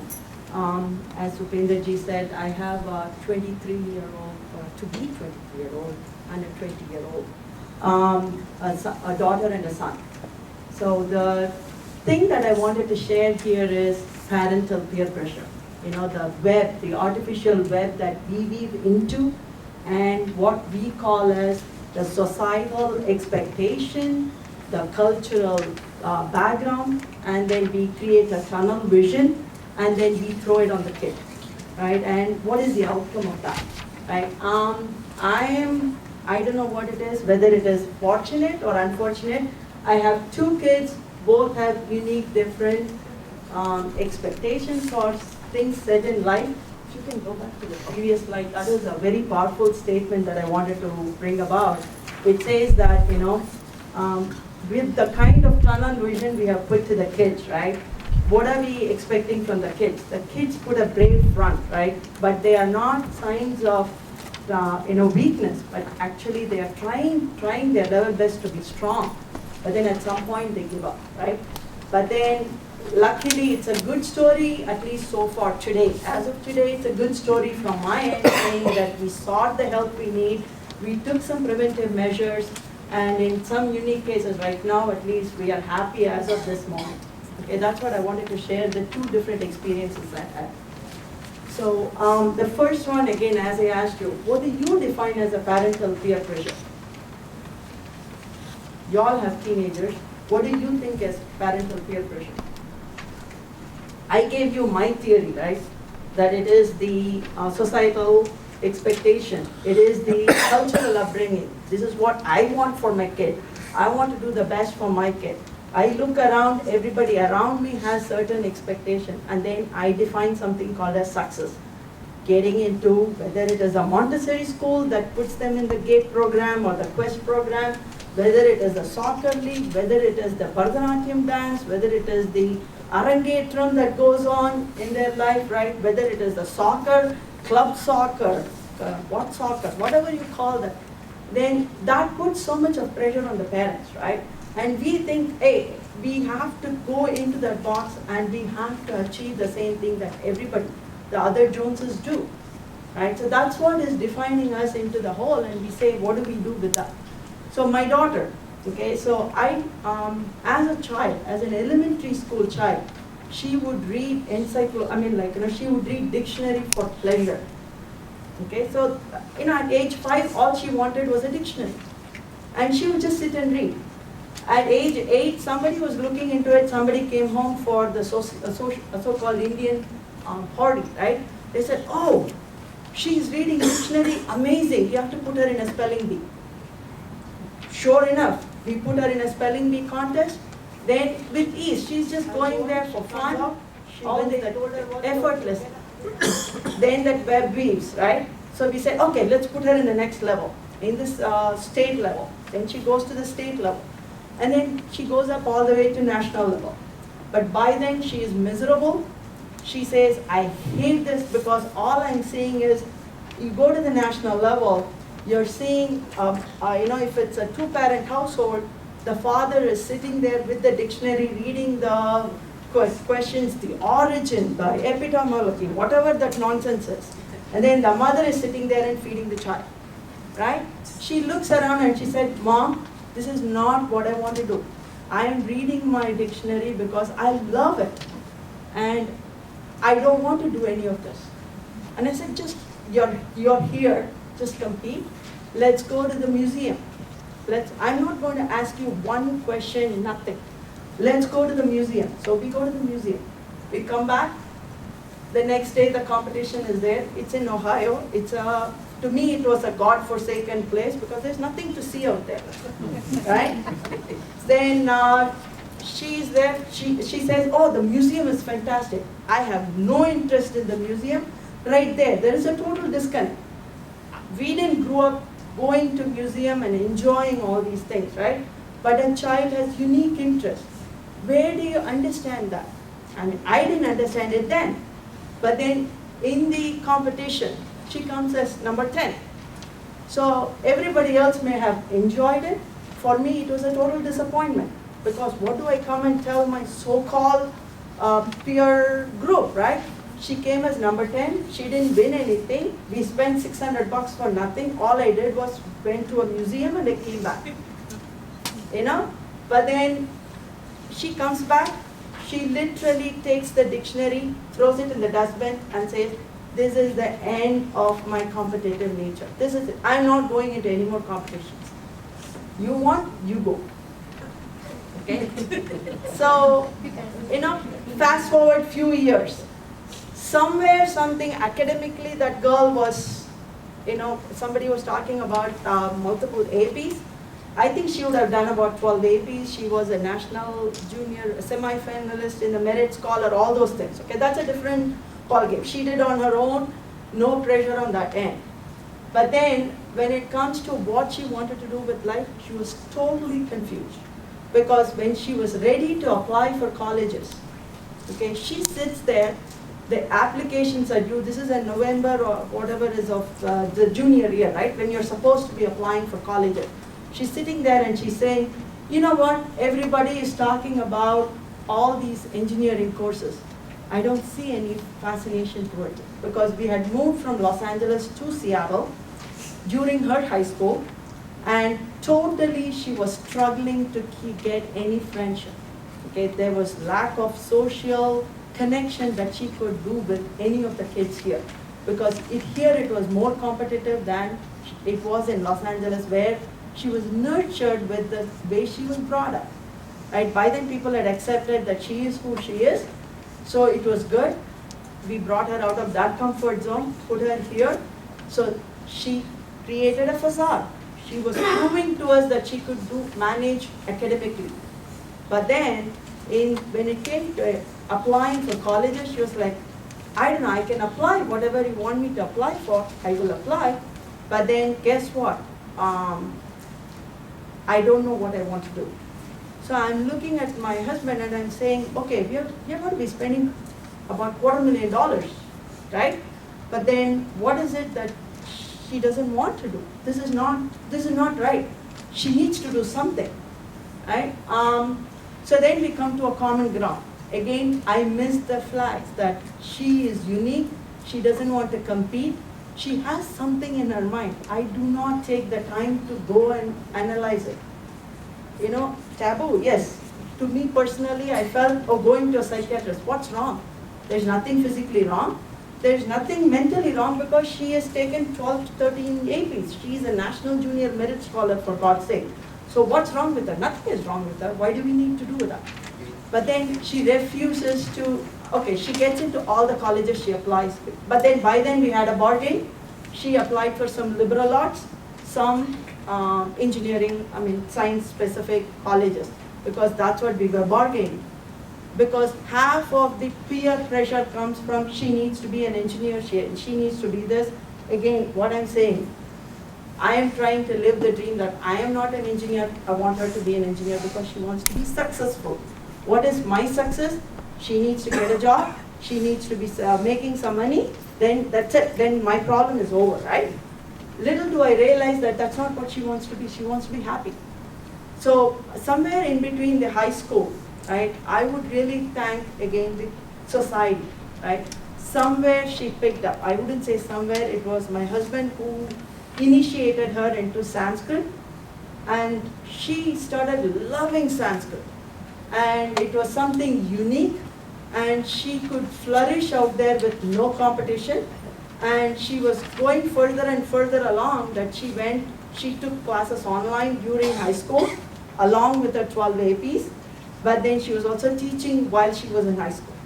Okay, she enjoyed that part. You would say her attitude towards life, meeting with friends, everything was a chore, everything was a problem.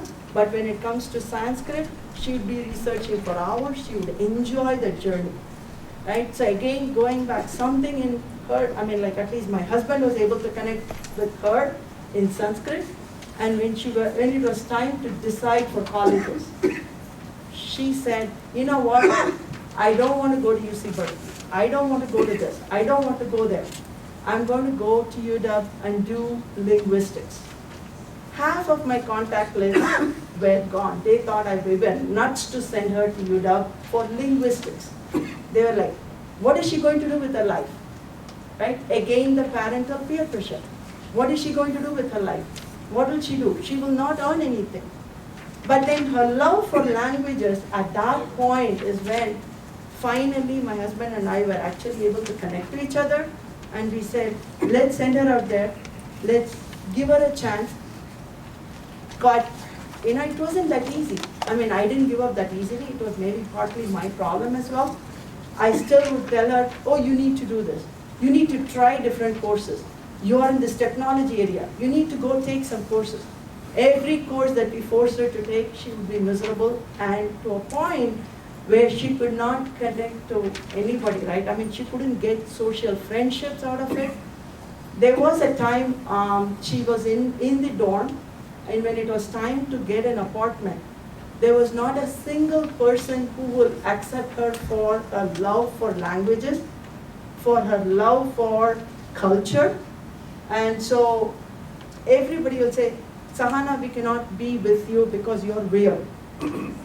And so she was in such a bad state, that was the depression stage, where she said she would go into binge eating, and she had gained so much no apartment. Nobody wants to take her. That was a slap moment when your daughter comes in and says, nobody wants me in this world. That was the day. I remember the day when that was almost the last 2 days before the year ended for her sophomore year. Right? Then at that point, we have a friend who is a psychiatrist. So we called him at about 12 at midnight, and we said, no, my daughter feels that she is worthless and she has nobody in this world. He says, what is lost? What is it that you're trying to prove? So what if she's doing linguistics? Isn't it what is making her happy? What is wrong with you? Right? Why can't you accept? We were narrating all these instances where she wants to define her world. She has a unique interest. She has a unique identity. What is wrong with accepting it? And at that point, right, we told her, pack up your bags. Seattle downtown is not too far. We just live, 40 minutes away. Whatever it takes, we'll bring you back home. Right? One thing we are going to do is friends, the so-called friends that you're trying to achieve, because she was willing to go to any extent of making bad choices to be part of the so-called group clubs or the so-called groups, just so she could get one place in an apartment at somebody's house. Right? I said, that is not what should be the childhood life for you, right? Just come home. We will create a setting. We will create a nurturing environment where people will respect you for your love for Sanskrit.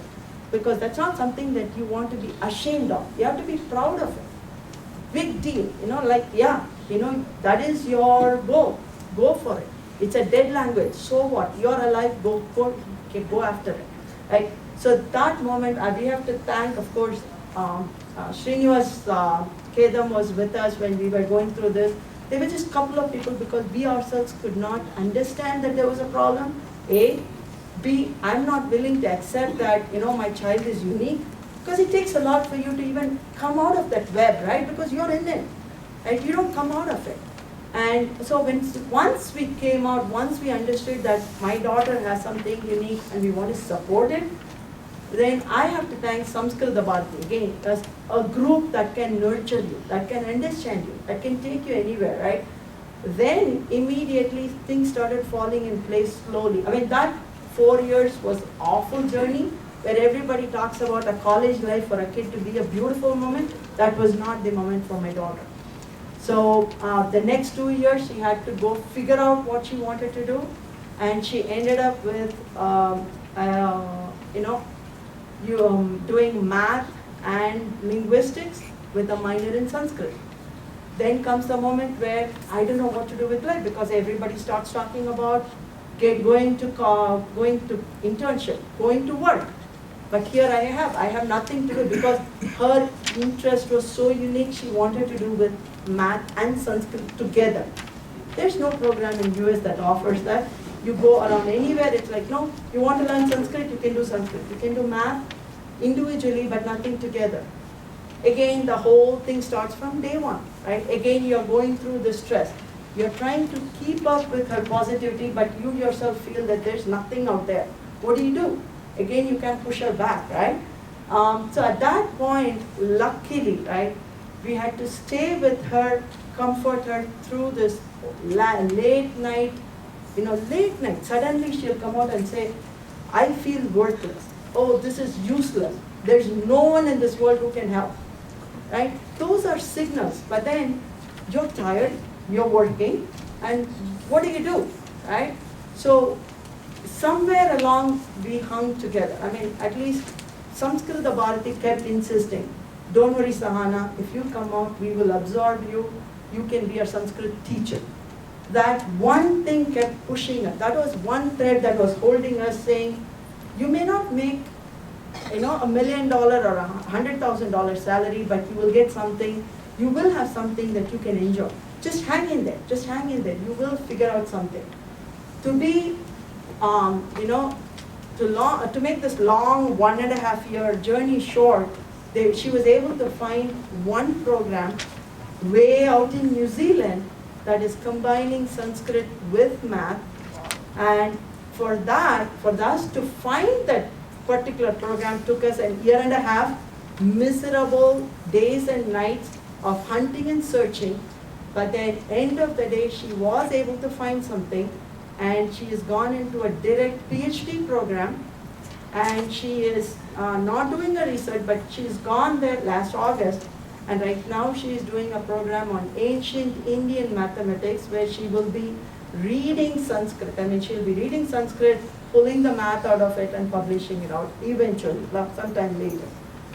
The beautiful end to that journey has been when she went to New Zealand, right?